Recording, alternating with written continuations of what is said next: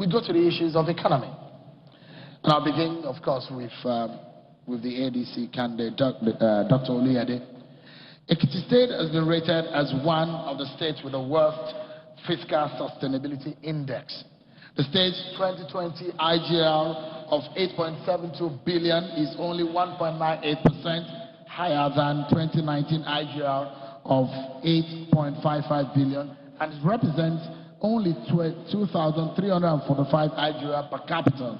On the other hand, the total debt of 156.2 billion at the end of 2021, which amounts to 42,186 naira per capita, represents about 26% increase when it compared with the total debt of 128.88 billion in 2020.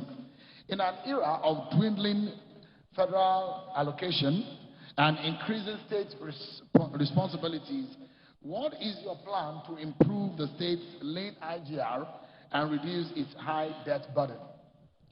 You have a minute and a half.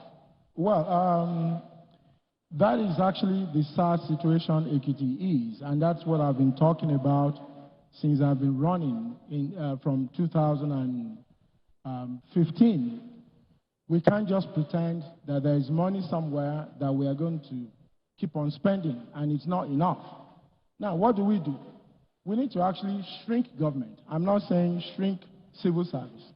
We need to shrink government. The cost of running government in Ekiti is actually too much. We have to cut our costs and free money for investment.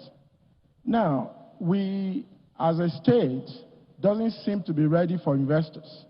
Our civil service mindset is not prepared to allow investors to come in. We are not investor-friendly as it is, but we need to change that. The civil service has to know that they're a partner of the government, of the governor, to bring in investors in making sure that there is access to factors that will quicken this. For instance, how do we process CFOs? How do we give access to these investors to have land and other things? We have to design a tax cut system that will allow them to be able to operate for a few years and without any tax burden. Then there are people that are called emotional investors in Ekiti. People who are of Ekiti origin, who have money, who are able to invest in Ekiti, not because they are looking at the indices that we have, which are actually very negative, but are looking at it as, let me invest in my home state so that things can gear up. And those are people in diaspora. I am one of them. And I know what we talk about when we discuss. We're ready to come on. We're ready to invest in Ekiti, but we need a partner governor and a partner civil service that will open the door for us, make sure that we are safe, and make sure that they are ready for us. I think that's the way to go. All right, thank you. Ms. Ali, the same question, what is your plan to improve the state's lean IGR and reduce its high debt burden? I've given a background on the indices that are available. Thank you so much. I'm going to start by introducing myself once again. I am Elebute Josephine Kemi Hale, the first female gubernatorial candidate under the platform of ADP, Action Democratic Party in Ekiti State. I am the first candidate that had a very robust manifesto for Ekiti people. And I will tell you, one of my highlights is to increase the IGR in Ekiti State. And I have written it out in my manifesto that I am going to be the first candidate in Ekiti State that will have what we call industrial and business district. I am going to have industry around Ekiti State. I am going to help agriculturalists produce their product in Naira and export it in dollar. And I am not just saying that. I am a practical person. I have a farm in Ekiti State that was duly investigated before I started it by a group of investors from Israel. They are called the Kibbutz people. They came in, I planted already, I planted cocoa, and I also have plantain plantation. I'm going to build the IGR around a lot of items: the health system, the agricultural system, the improvement in infrastructure, the security, the education, empowerment and entrepreneurship. Here I'll be able to increase our IGR. And how do I do it? I have noticed that there is no economy that can strive without proper infrastructure. And I've started one of it. We are going to have an enabling environment for all investors to strive in. We are going to be having good light in Ekiti State. I'm already planning of having what we call solar plants in Ekiti State. Solar plants where investors that will attract investors to come in wherever they need light to do their business, electricity to do their business. Thank you so much. Thank you. The PDP candidate, same question. The IGR, what are you going to do about it in the face of the debt burden?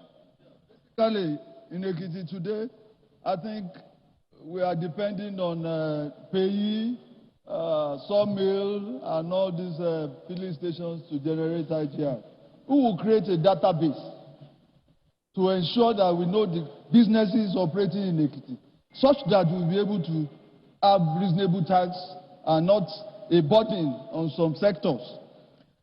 Most importantly, we intend to boost the economy of Ekiti State from the agricultural sector. That will create employment. And by the time we are able to invest in, like I was trying to say the other time, in the rice, the cassava, the maize, we will be able to invite people to come and have cottage industries in Ekiti State, through which we can generate more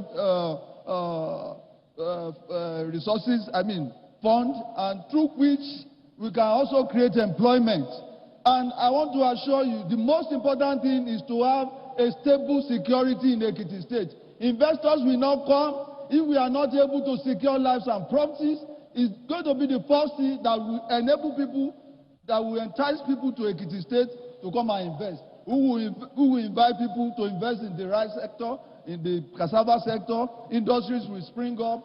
We will start having rice, gari, like you have gari, rice, and all that here and there. Those are the areas where we can boost our economy. And I want to tell you, the database will go a long way to ensure that nobody evades tax in Ekiti State. And it's the only way we can defray all this debt incurred over the years. And from experience, I'm aware of the fact that unless and except we put security in place, we will get retarded. We might not be able to achieve all these things. So I'm prioritizing security to ensure that we are able to increase on our IGR. All right, thank you so much. Yeah. The same question, Engineer Shagoni. How do you hope to improve IGR in the face of the debt burden and all of the negative indices confronting the state? First, we will introduce new revenue lines. We are bringing in revenue out of security situation. And I can tell you, if we do, it will surprise people the potentials of this. We are also going to ensure that investment that we had projected before that we were not able to realize because we left suddenly in the area of green fuel become live. We want to make Ekiti the capital, the Africa capital of green fuel. It is doable. We have raw materials. We can produce enough cassava, and together with our neighbors, we have very, very good soil for sweet sorghum. So we will generate a lot from green fuel. We also must realize the fact that no matter what you generate, how you manage it is very important. And we will manage and husband the resources of this state well. Leakages will be blocked. We don't steal. We will not allow anybody to steal. And will put the controls in place to ensure that the economy will be in safe hands. So, debt burden we will reduce. It won't be wiped off overnight, but I can tell you we will reduce substantially the debt burden. Discipline is the name of the game. Thank you. Thank you so much. Mr. Ajayi, it's your time. Same question. Thank you very much.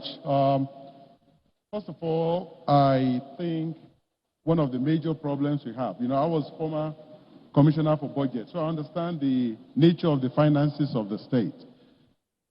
We've never really done anything to support the private sector in Ekiti. They only know the relevance of government when it's time to collect taxes. We're going to do everything possible to make our private sector vibrant, prosperous, so that tax revenue to government can also increase. The prosperity of private sector is the prosperity of government.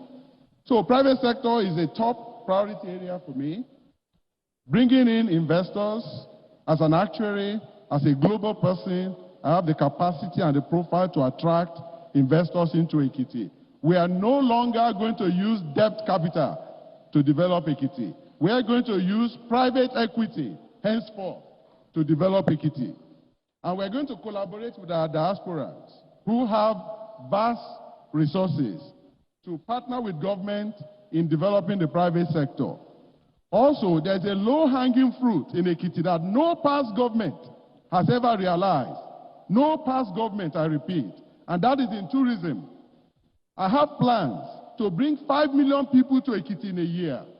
I have plans for them to spend at least 2 days in Ekiti. I have plans for them to spend at least 25,000 a day. 25,000 times 2, that's 50,000.